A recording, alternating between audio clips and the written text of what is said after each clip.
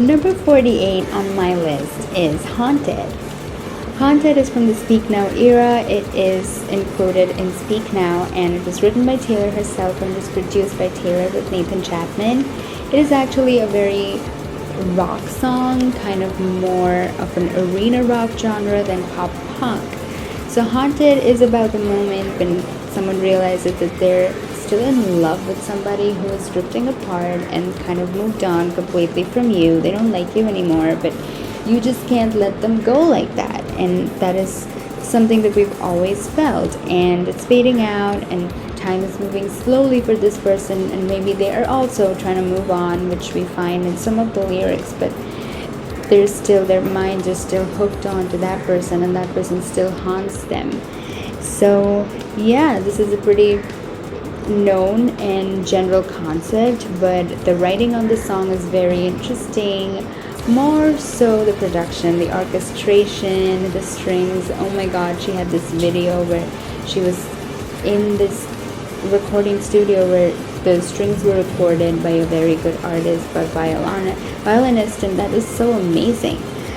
So this song actually peaked at number 63 on the Hot 100 at that time, and it was written when she was writing Speak Now, when she was on the Fearless tour, and she was only like 19 to 20 years old. There's no speculation that the song is about one person, but it could be about Joe Jonas because she's often spoken about Joe as being the one who faded out in that way. So I first heard this song honestly not very long ago when I was kind of doing a Speak Now deep dive. Honestly, the only songs that I had heard from Speak Now earlier were Mean and Mine and Back to December. And the rest of the songs were kind of like sleeping, and I never actually tried to venture into it, but then I decided to do it last year in 2022, and that is when I heard Haunted for the first time, and my first feeling was that this sounds so much like Evanescence in the beginning, and then when she was doing the O's after the final chorus, that sounded like Avril Lavigne, and I'm a huge Avril Lavigne fan, so I was like, oh my god, this is amazing. And Speak Now is like a variant of so many different types of genres. There's a lot of blending. It was not very sonically cohesive, which even Taylor has said, but it's amazing. Like, I loved the song. I loved this one so separately. Like, this was something that was actually hitting me so much. So the best lyric from the song, like my favorite one, is he will try to take away my pain and he just might makes me smile, but the whole time I'm wishing he was you instead, which I talked about. When you still are hooked on that person is kind of haunting you in your dreams when you're trying to move on. This song was first performed in a Speak Now mini documentary in a haunted house actually in 2010. She performed it very weird and like this crazy performance that's there on the Speak Now tour, and the final performance till now has been on the Reputation tour. I think she might perform it as a surprise song. And if all the theories are true, then the Taylor's version is also coming out very soon. We being clowning. So anyways, that was number 48. Thank you.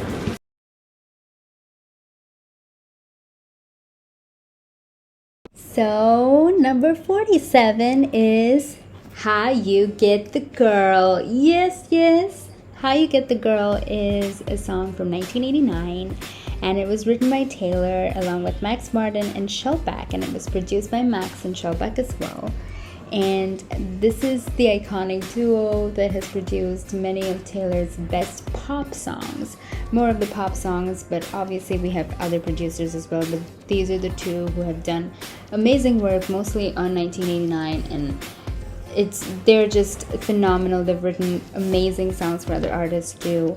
And this is primarily a synth pop and dance pop song, and the song is basically really cute and bubbly, like more of Taylor's personality that we saw in the first few eras, and it is just infused with this amazing pop beat, and so it fits 1989 so well. Like, I really like this song so much, and it's basically about how Taylor is giving instructions to this person to get her back, and not just her, like it can be applicable to anyone, any girl who is asking a guy to like take me back, but you gotta do these few things to take me back. Like, you gotta stand in the rain and kind of beg for me and just tell me that this is why I left you and it's been 6 months and I want you back and I want you forever. And this is the kind of descriptions and it's given in the song, and this is exactly how she explained it.